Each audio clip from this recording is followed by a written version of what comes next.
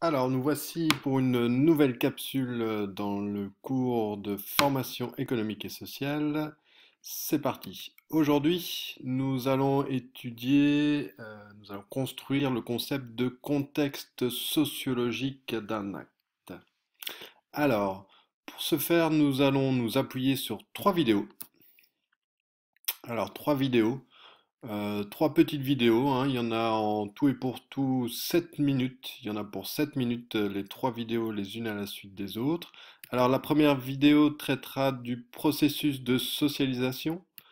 La deuxième vidéo traitera plus particulièrement à l'intérieur du processus de socialisation, traitera plus particulièrement des normes et des valeurs. On vous expliquera la différence entre normes et valeurs.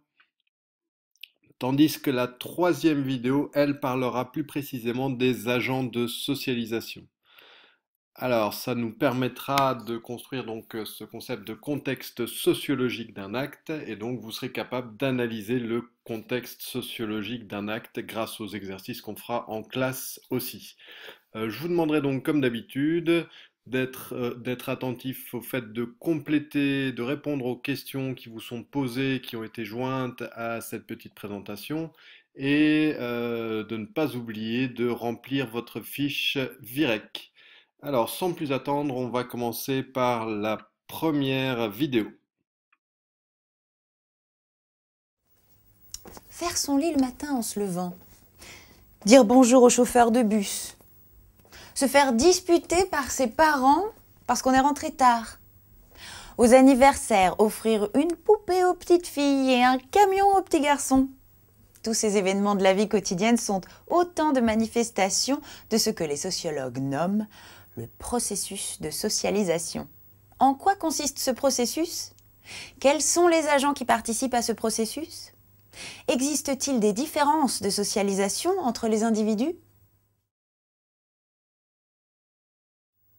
On peut envisager ce processus sous différents angles, mais commençons par en donner une définition générale.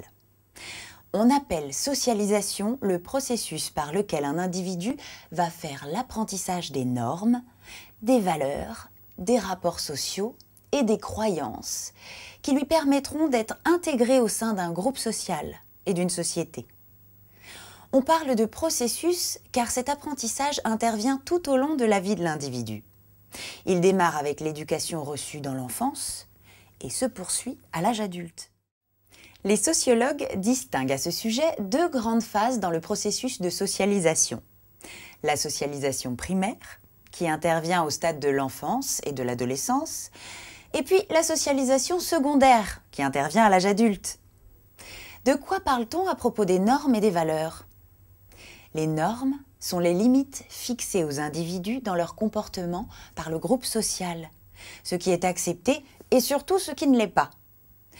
Les valeurs sont les buts, les références que les normes permettent d'atteindre.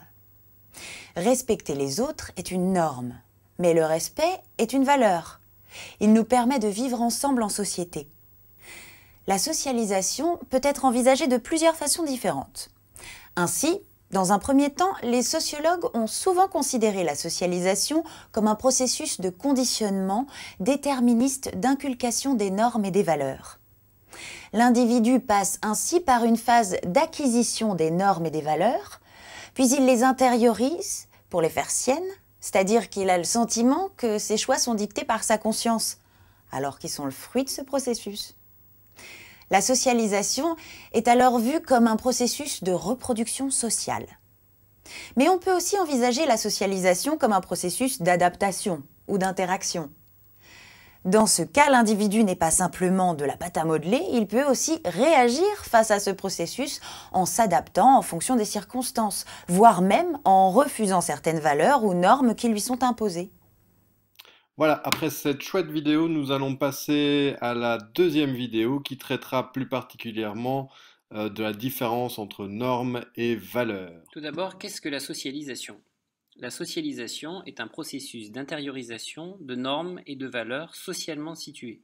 Les normes sont des règles sociales, formelles ou informelles, qui régissent les conduites individuelles et collectives dans une société.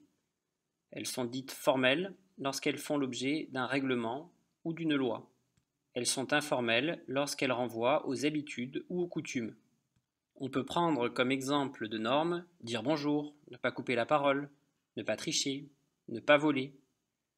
Les deux premières normes sont plutôt des normes informelles, alors que les deux dernières sont des normes formelles qui peuvent faire l'objet de règlements ou de lois. Les valeurs, elles, renvoient plutôt à des idéaux ou des principes moraux qui orientent les actions et les comportements.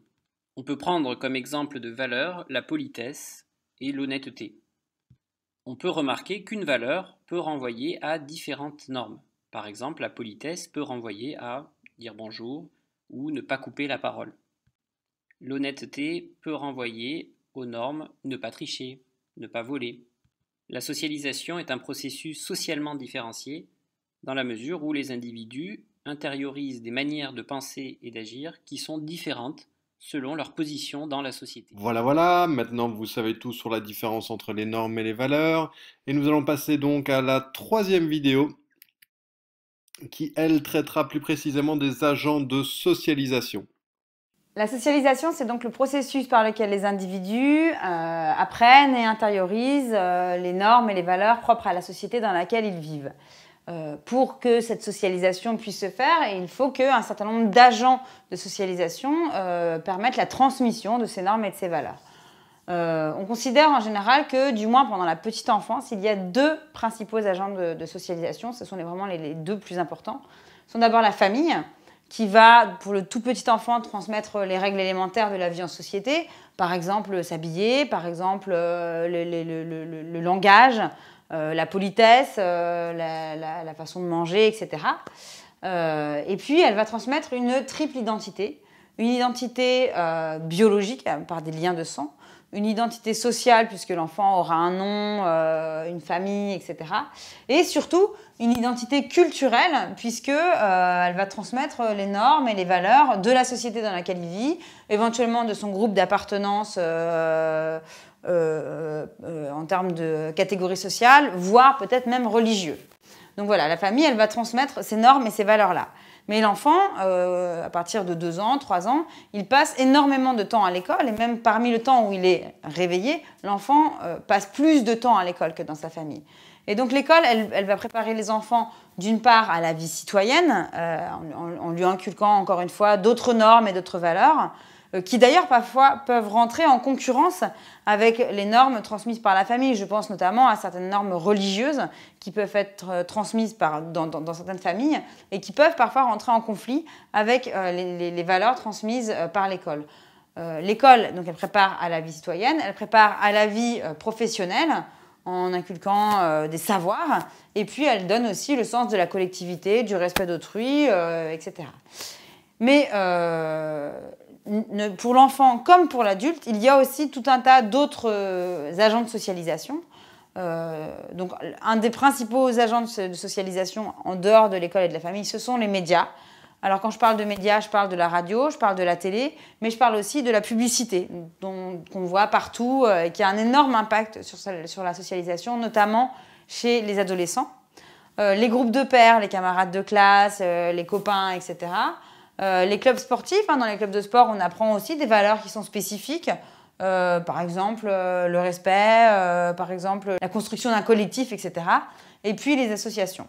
Et puis, plus tard, puisque la socialisation est un processus qui continue tout au long de la vie, plus tard, il y aura aussi le milieu professionnel et éventuellement la construction d'une famille pendant laquelle, dans l'interaction dans un couple, l'individu apprendra à devenir mari ou femme, voire père ou mère, etc.